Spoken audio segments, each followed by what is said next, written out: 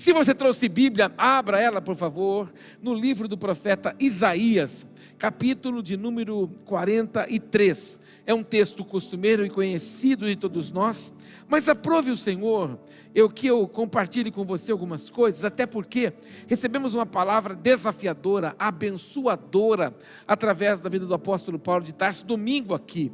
E o apóstolo Paulo leu Isaías 61, não é?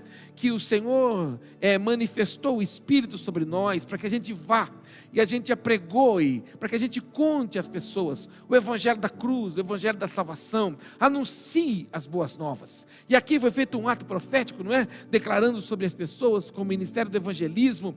Então o que o mundo carece? O mundo carece de Jesus. Eu até falei alguns cultos atrás que por muito tempo dentro do nosso meio cristão a gente procurava entender o tempo do fim, até olhando para aquele texto do apóstolo Paulo que ele disse à igreja da Tessalônica que quando nós estivermos buscando paz, virá sobre nós uma repentina destruição. E aí por muito tempo a gente imaginava que essa repentina destruição que o apóstolo Paulo menciona seria sim a explosão da Terceira Guerra Mundial, ou guerras entre nações, até porque a Bíblia diz isso, que sinais do tempo do fim são esses. Mas, quando a gente vai para a escatologia, a gente vai para o tempo do fim, e a gente começa a observar qual seria a maior destruição da humanidade, para que todos pudessem ver qual o momento de maior destruição, o arrebatamento da igreja, porque nós somos o equilíbrio. O Senhor nos deu um título, mais do que um ser pastor, mais do que um ser ministro, mais do que um ser porteiro,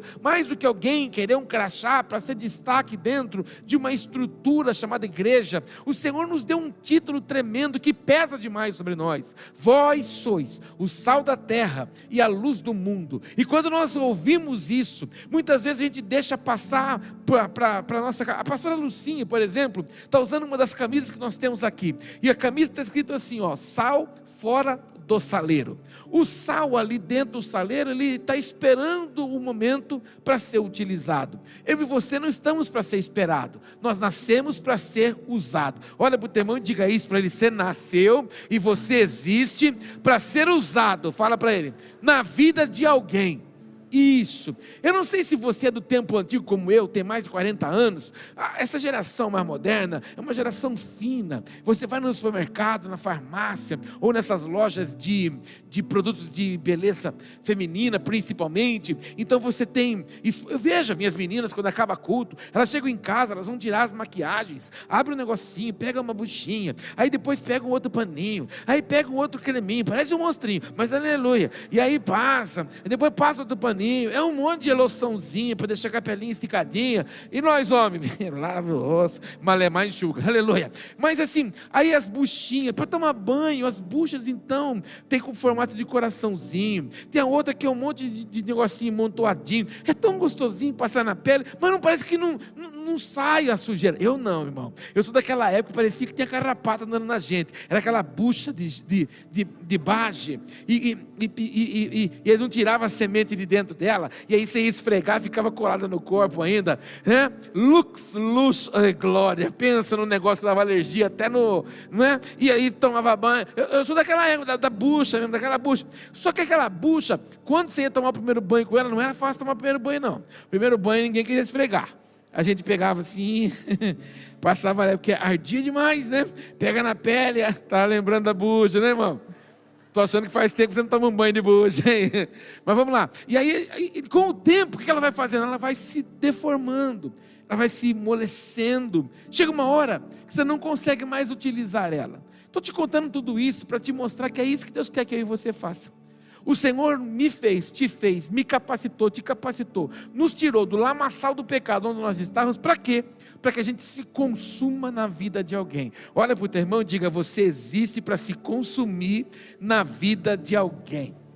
Então, quando nós falamos de sal da terra e luz do mundo, nós falamos de ponto de referência, de apontar o caminho, de dar a direção, porque é isso que a luz faz. Se nós apagarmos tudo aqui, ou por exemplo ontem, alguns bairros aqui ficou sem energia, ficou sem luz, você sabe a dificuldade que você teve, você não conseguiu sair de casa com o seu portão, não dava, né? Tirar sua pininha e levantar, mas a gente tem uma preguicinha. Então aí a gente fala, não dá para sair, estou preso, e não estava, né, irmão? Era só tirar o parafusinho, mas Aí a geladeira não funciona, um monte de coisa não dá, não liga a televisão. Aí o desespero da humanidade, porque os telefones começam a consumir bateria, não tem a tomadinha para carregar. Então você viu como fez falta energia. Diga para o teu irmão, a energia faz falta. Fala para ele, a luz faz falta. O que faz falta? Isso. Então, se a luz faz falta fisicamente, imagina o que a ausência de Jesus na humanidade não está fazendo. Então, o que precisa? A manifestação dos filhos ser acelerada. Eu e você precisamos cumprir o ID pelo qual nós nascemos para ser de fato a luz. E o sal? O sal, ele mais do que dá um sabor, porque sal não dá sabor. O que dá sabor são as especiarias, são os condimentos que você coloca na sua comida. Já preguei isso aqui, já te ensinei. O sal é apenas um toque que você dá para equilibrar aquilo que você está servindo. Então, do que o Senhor nos chama? O Senhor nos chama, vocês são aqueles que preparam o caminho para o povo e vocês geram equilíbrio aonde vocês estão. É por isso que quando você chega no seu local de trabalho, é uma loucura. Muitas vezes até você questiona, você fica bravo, parece que todo mundo mira você, parece que só você existe naquele lugar. Lógico, você é o sal da terra, você é o ponto de referência, você é a luz do mundo, você é aquele que ilumina aquele lugar, você gera equilíbrio lá. Então eu preciso que você entenda aquilo que Deus te confiou. O Senhor confiou a você um lugar de honra. Então, mais do que você procurar um título e um lugar para você existir dentro da estrutura da organização chamada igreja, reconheça quem de fato você já nasceu para ser. Você é sal da terra, você é luz do mundo, você nasceu para brilhar para o Senhor, em nome de Jesus. Profetiza para o teu irmão, você nasceu para brilhar para o nome do Senhor ser exaltado. Quem pode dizer obrigado, Jesus? Então, partindo desse princípio, eu preciso te mostrar algumas coisas que Isaías, 700 anos antes do nascimento de Jesus, profetizou.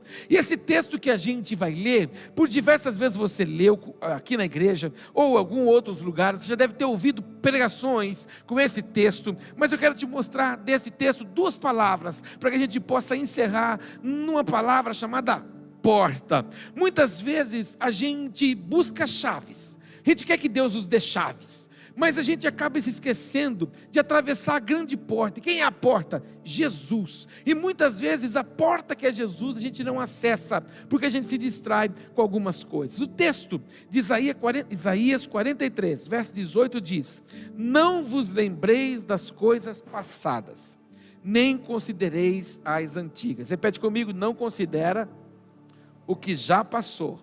Fala comigo, o meu passado não altera mais aquilo que eu quero viver no meu futuro.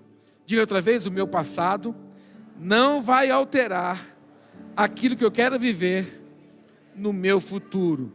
Esse texto aqui é um texto que está bem junto daquilo que o Senhor está fazendo através do João Batista. É isso que o Isaías estava vendo. Isaías, quando levantava os olhos para o céu, o Isaías não estava contemplando apenas a movimentação das nuvens, ele estava movimentando e contemplando o que o Senhor já estava se preparando para realizar. No capítulo 40, ele diz: preparai o caminho do Senhor.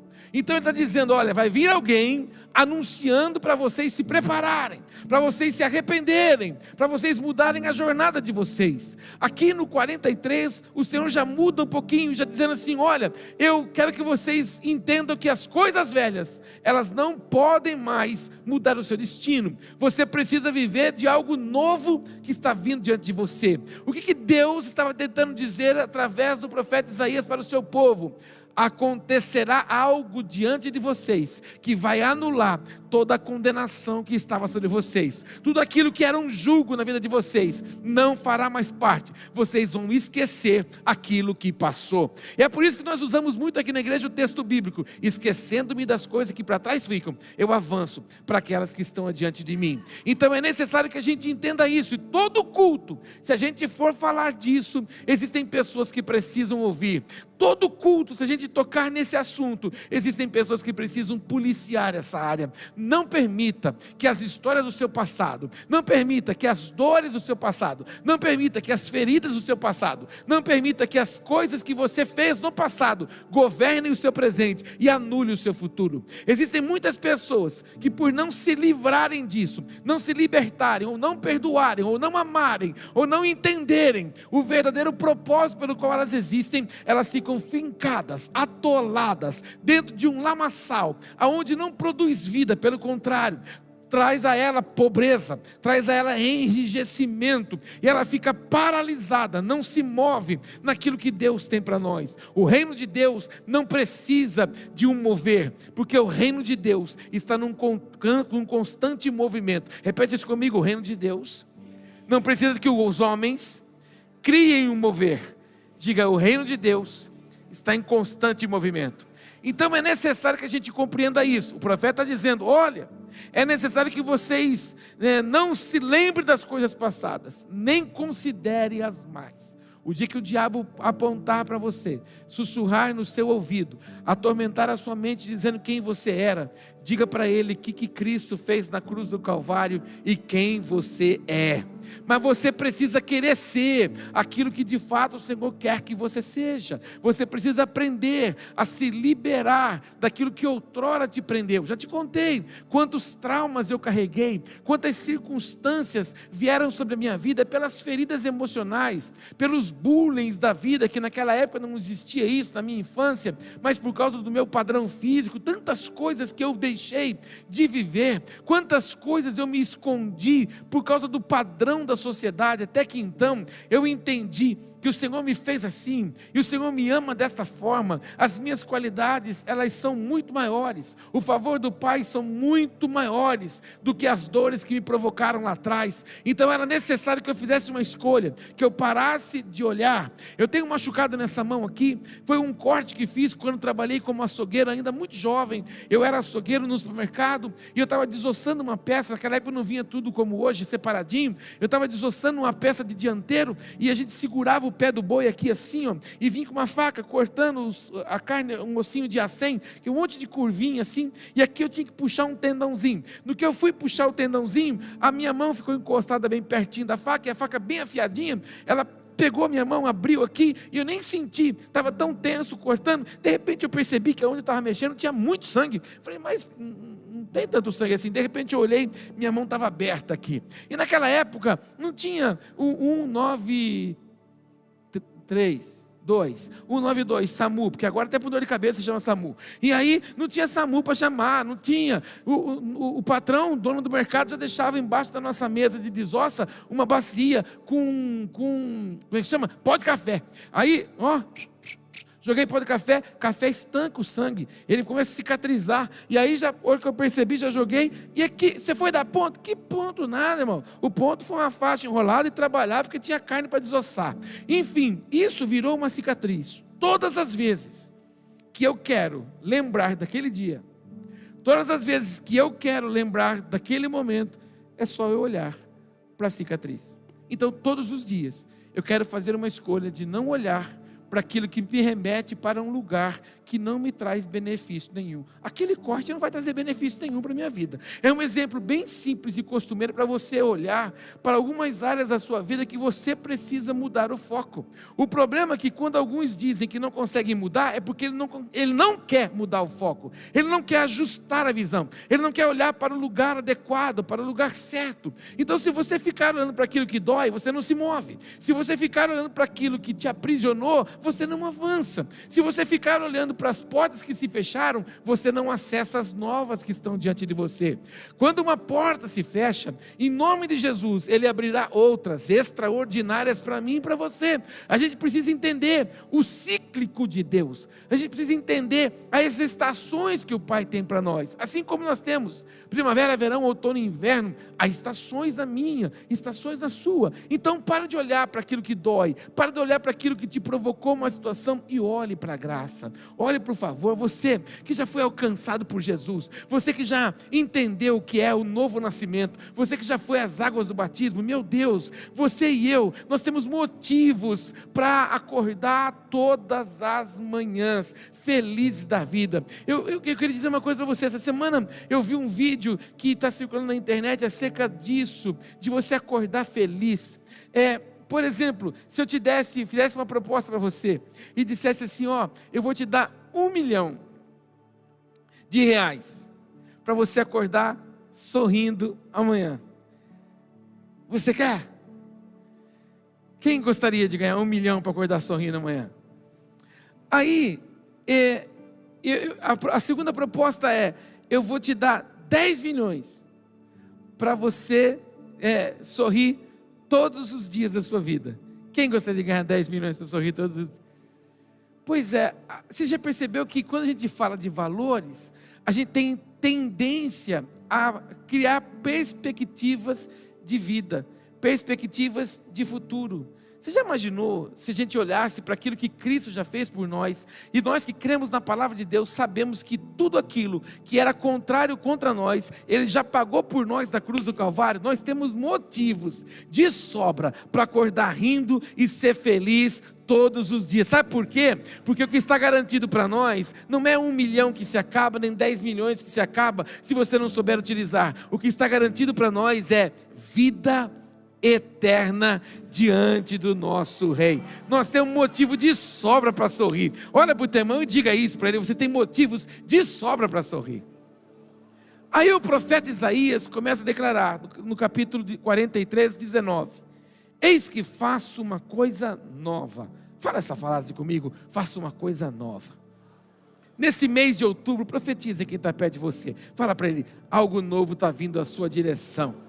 Fala para ele: uma coisa nova o Senhor está liberando sobre você. Conta para mais umas 2 pessoas: há uma coisa nova que o Senhor está liberando sobre você. O texto é claro: há uma coisa nova, faço uma coisa nova, que já está saindo à luz. De quem o profeta está falando? Dele mesmo? Não, está falando de quem? De Jesus. Algo novo está vindo em direção de vocês. Algo novo vai clarear, algo novo vai transbordar, algo novo vai acontecer sobre vocês. E o texto continua: porventura, não percebeis? Eis que porei um caminho no deserto e rios no ermo. Fala comigo: eu colocarei caminho no deserto e rios no ermo. Eu quero tomar essas 2 palavras, deserto e rio. Essas 2 palavras, caminho e rio, essas 2 palavras tem um significado muito importante para nós. Quando nós falamos de caminho, caminho está falando de plano, caminho está falando de direção, caminho está falando de propósito, caminho está falando de oportunidade, caminho está falando de destino. Então o que o Senhor está mencionando através do profeta Isaías? Eu tenho um plano, eu tenho uma direção, eu tenho um propósito, eu tenho uma nova oportunidade, eu tenho para vocês um destino. E quem é esse destino? Jesus. Quem é o plano? Jesus. Só Jesus pode fazer alguma coisa nova. Então, quando nós falamos de caminho, quando nós vemos a palavra caminho na Bíblia, nós entendemos então que Jesus é o caminho, Jesus é a verdade, Jesus é a vida. Não existe nenhum outro meio de eu acessar a Deus se não for através de Jesus. Então Ele é o plano perfeito do Pai. A gente até canta isso aqui na igreja, né? Jesus é o plano perfeito, Jesus é a oportunidade que o Senhor deu a nós. Então, quando nós olhamos para a palavra caminho, está falando de algo que o Senhor já estava preparando para me alcançar. Antes que você fosse formado no ventre da sua mãe, o Senhor já te conhecia. E porque já te conhecia, o Senhor já tinha um plano acerca de você. Diga para quem está perto de você: no ventre da sua mãe, o Senhor tinha um plano acerca de você. Mas quando nós falamos de rios, os rios são o quê? São os meios para alcançar o plano. O rio são os meios que o Senhor cria para que a gente possa alcançar áreas específicas da nossa vida. Então, quando nós falamos de rio, se eu não tiver Jesus na minha vida, sem Jesus, eu não tenho acesso. Eu não tenho condições de acessar nada na minha vida. E é por isso então que em João capítulo 14, versículo 6, ele diz: eu sou o caminho, eu sou a verdade, eu sou a vida. Ninguém vem ao Pai senão por mim. E nesta noite eu coloquei um nome nessa ministração. Eu tratei essa noite como um nome: a porta. Diga comigo: a porta. Olha para o teu irmão e grita com força para ele ficar acordado. Fala: a porta. Isso, muitas vezes você já deve ter ouvido pessoas que disseram assim: eu vou na igreja hoje, vou ver se Deus me abre uma porta. Ou quando não, pergunta para alguém, ou pede para alguém: irmão, ora por mim para que Deus me abra uma porta. A gente às vezes fala, e às vezes a gente acaba pedindo coisas, porque de fato a gente não consegue compreender o que já está pronto diante de nós. Quando nós olhamos para esse texto de Isaías está dizendo: olha, eu vou anunciar coisas novas diante de vocês. Uma porta grande e eficaz será colocada diante de vocês. Eu vou preparar o caminho para que vocês, e os meios para que vocês possam acessar. O que Deus fez? Colocou João Batista apregoando arrependimento para que os olhos do povo pudessem se abrir e Jesus pudesse ser apresentado diante deles. E na cruz do Calvário levar o sacrifício para mim e a você acessar o trono da graça. E aí Jesus agora aqui no Evangelho de João, falando dele mesmo: eu sou o caminho, eu sou a verdade, eu sou a vida. Já falei para você também acerca desse texto, o paralelo que está com o nosso tabernáculo que foi colocado lá no Egito, quando o povo saiu do Egito, no meio do deserto, o tabernáculo que tem as 3 fases, o átrio, o pátio, o lugar santo e o santo dos santos. Então ali é o caminho, a verdade e a vida. Estamos falando do próprio Cristo. Então ele está dizendo assim: olha, se vocês quiserem viver o extraordinário que há preparado para vocês, vocês precisam viver no caminho. Eu sou o caminho para vocês, eu sou a verdade para vocês, eu sou a vida para vocês. Então eu preciso que você entenda, e as pessoas que estão ao meu redor e o seu precisam entender, e elas precisam ouvir que sem Jesus não há vida, que sem Jesus não há oportunidade, que sem Jesus nós não temos nada. Talvez você conheça pessoas que têm muito recurso, tem pessoas que têm muitas posses, tem pessoas que têm muitas posições, mas elas não têm nada, porque elas não têm o caminho, elas não têm a verdade, elas não têm a vida. Elas têm algumas coisas que o ouro e a traça vão consumir e o tempo vai acabar com aquilo. Mas nós que já entendemos o grande propósito do Pai, nós temos o caminho, nós temos a verdade e nós temos a vida. E aí Jesus falando dele mesmo, no mesmo Evangelho de João, capítulo 10, é aqui que é minha pregação. Abra sua Bíblia em João 10, 9, olha que Jesus fala dele mesmo. Diz assim: eu sou a porta.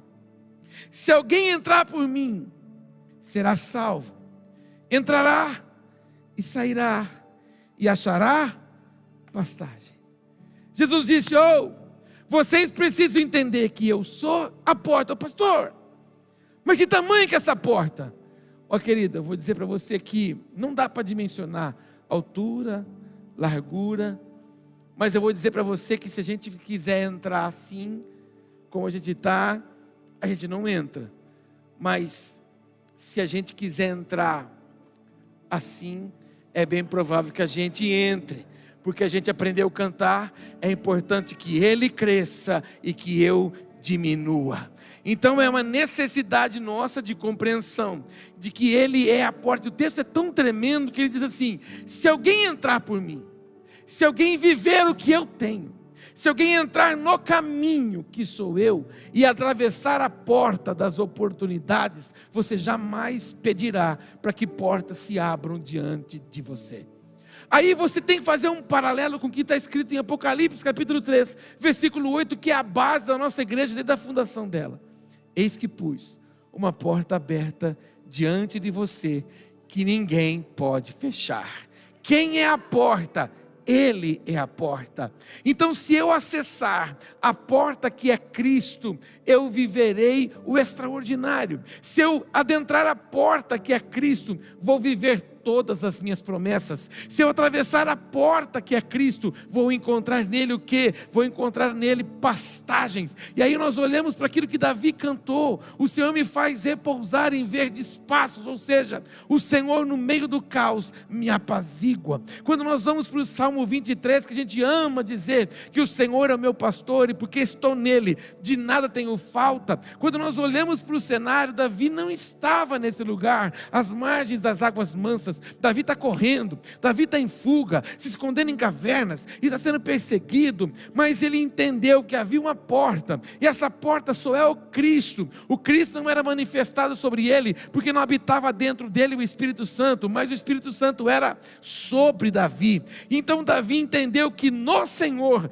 ele tinha refrigério, no Senhor ele tinha paz, no Senhor ele tinha um lugar de descanso. Eu quero ministrar na sua vida nessa noite, que se nós entendemos a porta que está diante de mim e de você, essa porta que já foi aberta, e nós entrarmos sobre ela, nós vamos entrar sobre ela, seremos salvos, entraremos e sairemos com autoridade, e encontraremos o suprimento necessário para todas as áreas da minha vida. Por que as pessoas estão em conflito hoje? Por que as pessoas não conseguem paz hoje? Porque ainda não entenderam a porta que é Cristo, a porta da salvação, a porta do milagre, a porta da providência, a porta da cura, a porta que transforma as minhas e as suas emoções, a porta que sara o meu coração e que sara o seu coração, a porta que nos motiva, que nos impulsiona, que nos faz acessar o que Ele tem de extraordinário para mim, extraordinário para você.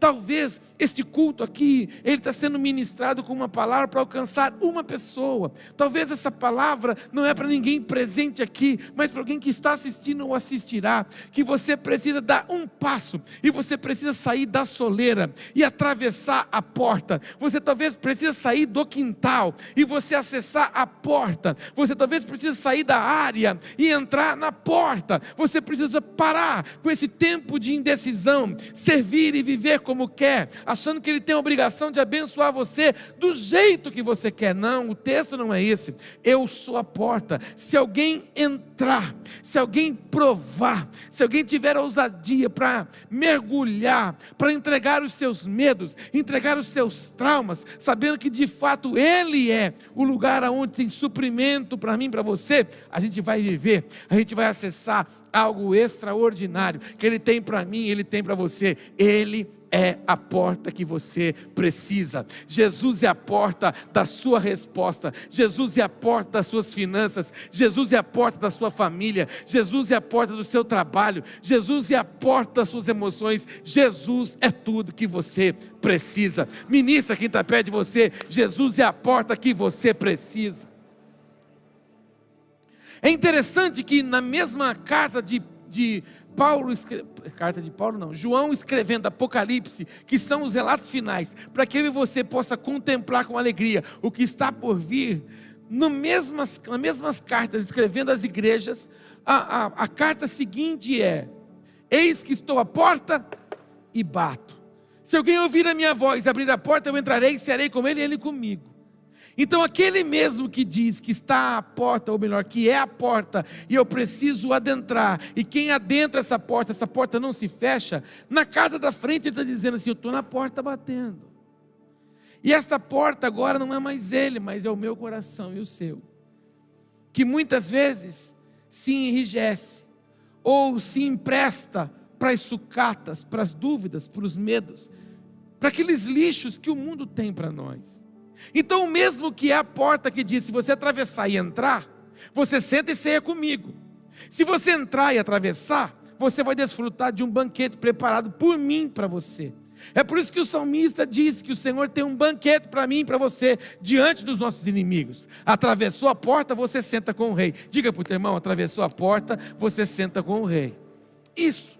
Mas aí a carta seguinte, ele está dizendo o quê? Ei, estou batendo na porta porque vocês esfriaram. Estou batendo na porta porque vocês se desanimaram. Estou batendo na porta porque vocês oscilaram. Talvez os olhos de vocês estão numa janela. Talvez vocês estão mais preocupados com uma outra oportunidade do que viver a bênção da porta que já se abriu diante de você. Talvez para alguns de vocês essa palavra é para você nunca mais esquecer, para você nunca mais dizer: ah, Deus, me abre uma porta. Ele já abriu todas, é só passar por Ele, porque em Jesus não existe porta fechada. Ministra na sua vida: em Jesus não existe portas fechadas. Amanhã, quando você chegar no seu trabalho, abençoa aquele lugar e declara: Senhor, obrigado, porque as portas que esse local precisa, no Senhor, já foram abertas. O Senhor é a porta desse lugar. Você que é proprietário do seu próprio negócio, você que é patrão de você mesmo, você precisa entender que o seu sócio chama Jesus. Ele é a porta que você precisa, atravessa ela. Entra, convida, envolve ele. Não envolve ele só quando a coisa aperta, porque normalmente a gente tem essa mania: Jesus, socorro, pelo amor de Deus, leve uma vida cheia de podridão. Mas quando a coisa aperta, Jesus tem que estar presente. Jesus não é para ser convidado, Jesus é para ser acessado. A gente precisa acessar Ele, a gente precisa tocar Ele. Ele escolheu ser transpassado, moído, por causa dos meus pecados e dos seus, para que nós tivéssemos acesso à eternidade. Ele é a porta que gera milagres sobre mim, gera milagres sobre você. Ah, Senhor, eu preciso de um milagre. Atravessa a porta que o milagre vem sobre você. Entende que os sinais seguem os que creem. Por quê? Porque aqueles que atravessam a porta, que é Jesus, vivem uma vida de milagre. Você é um milagre. Conta sorrindo para esse irmão, gente boa. Fala para ele: você é um milagre. A gente precisa entender isso. Milagre na vida do cristão não podia ser uma surpresa. Sinais miraculosos não poderiam ser surpresas. Por quê? Porque Jesus fez com que eu e você atravessasse a porta, nos convidou para atravessar. Para quê? Para vivermos milagres. E os sinais seguem os que creem. Eu quero profetizar sobre a sua vida nessa noite, que se você atravessar essa porta chamada Jesus, você vai viver sinais, você vai ter testemunhos incontáveis. As pessoas vão olhar para você e vão dizer: o que está acontecendo na vida dessa pessoa? Não aconteceu nada, eu só atravessei uma porta. Você não precisa de um batente, como muitas vezes a gente fez isso nas igrejas. Pega um batente para as pessoas passarem em volta. Não, passar por baixo, não. Você precisa atravessar a porta que chama Jesus. Jesus, o meu amado, Jesus, o seu amado, Jesus, o meu Redentor, Jesus, o seu Redentor, Jesus, o meu Salvador, Jesus, o seu Salvador. O mundo carece de uma porta chamada Jesus. O texto é claro: eu sou a porta. Se alguém entrar por mim, será salvo. Se entrar por mim, será curado. Se entrar por mim, será transformado. Não sei se aconteceu com você, mas quando você começou a vir para a igreja, aí você começou a ficar perto dos seus amigos, perto da sua família, e aí eles começaram a dizer: o que está acontecendo com você? Está aí naquela igreja que aquele pastor faz aquela lavagem cerebral na sua cabeça? As pessoas logo atrelam isso a homens, mas na verdade é que quando a gente atravessa a porta, e essa porta chama Jesus, então Ele começa a fazer algo em mim e você, não de fora para dentro, mas de dentro para fora. Então Ele começa a gerar o quê? Salvação, transformação, redenção. E é por isso que Jesus, falando dele mesmo, em Mateus 21, 22, para terminar, diz assim: e tudo quanto pedirdes em oração, crendo, recebereis. Vou ler de novo: e tudo quanto pedirdes em oração, crendo, recebereis. Por que ele disse isso? Porque você já atravessou a incredulidade, você já atravessou o pecado, você já atravessou a imoralidade, você agora vive em mim, e porque você vive em mim, crendo, orando, você acessa. Estou aqui para dizer que você está pronto e apto para acessar o que o Senhor tem para você. Só atravessa.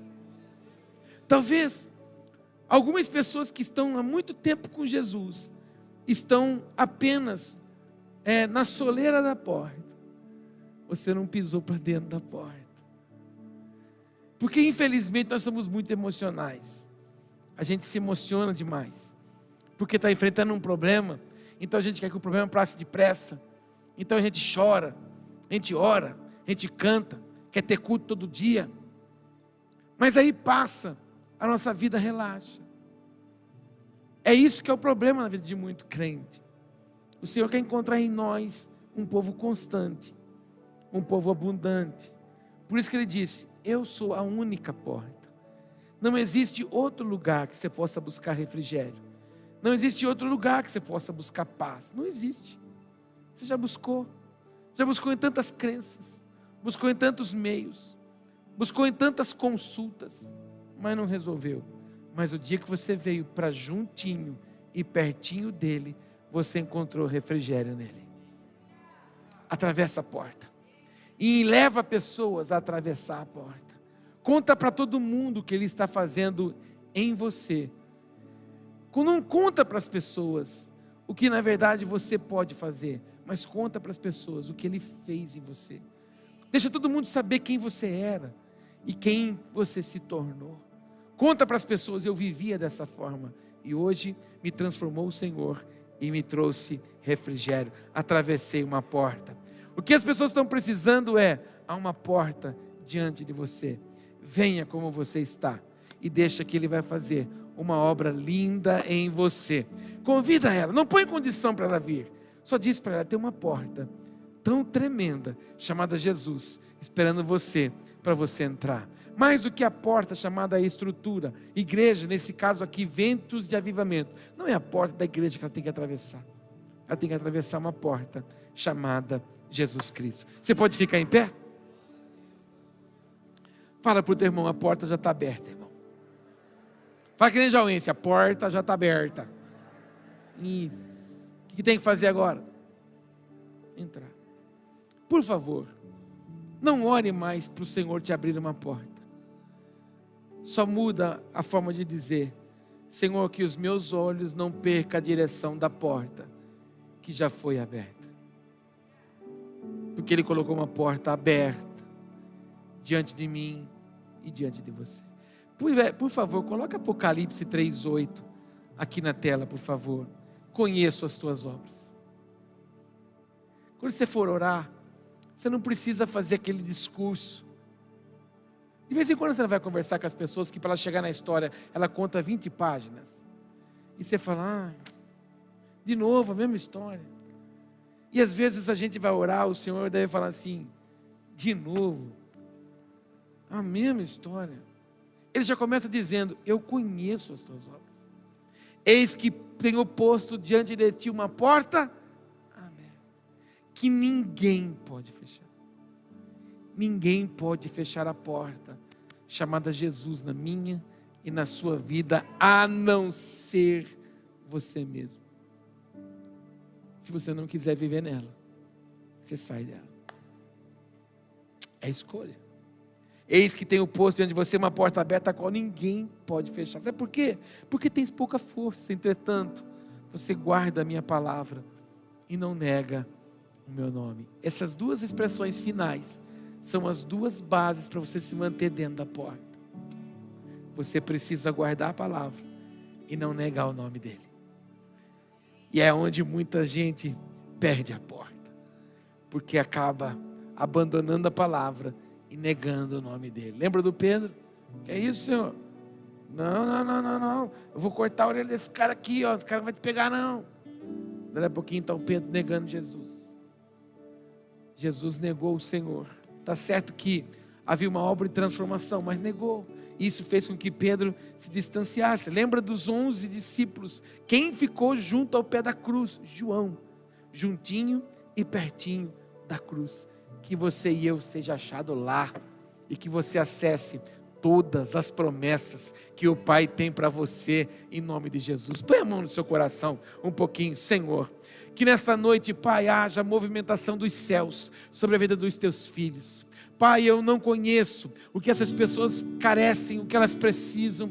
Eu não conheço os dias de cada uma delas. Mas o Senhor, que como a tua palavra diz, conhece as nossas obras, conhece tudo o que nós carecemos. Hoje, Senhor, eu ministro a vida de cada um deles, declarando que os nossos olhos estejam plenamente abertos. Abertos, Senhor, para contemplarmos a porta que é Jesus. Jesus é a porta. Jesus é a porta da salvação, Jesus é a resposta, Jesus é o milagre, Jesus é a cura, Jesus é a transformação.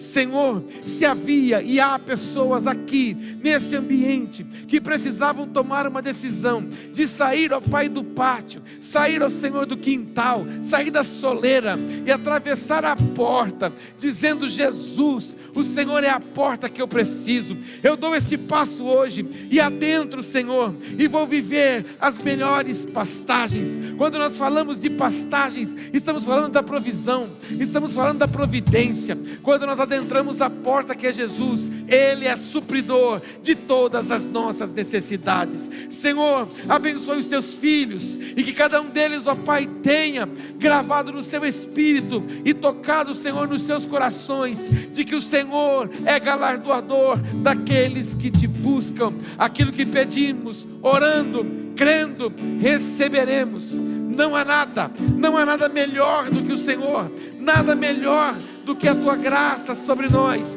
nada melhor do que o teu favor sobre nós. E é por isso que hoje, gratos ao Senhor, nós cantamos, gratos ao Senhor, nós jubilamos.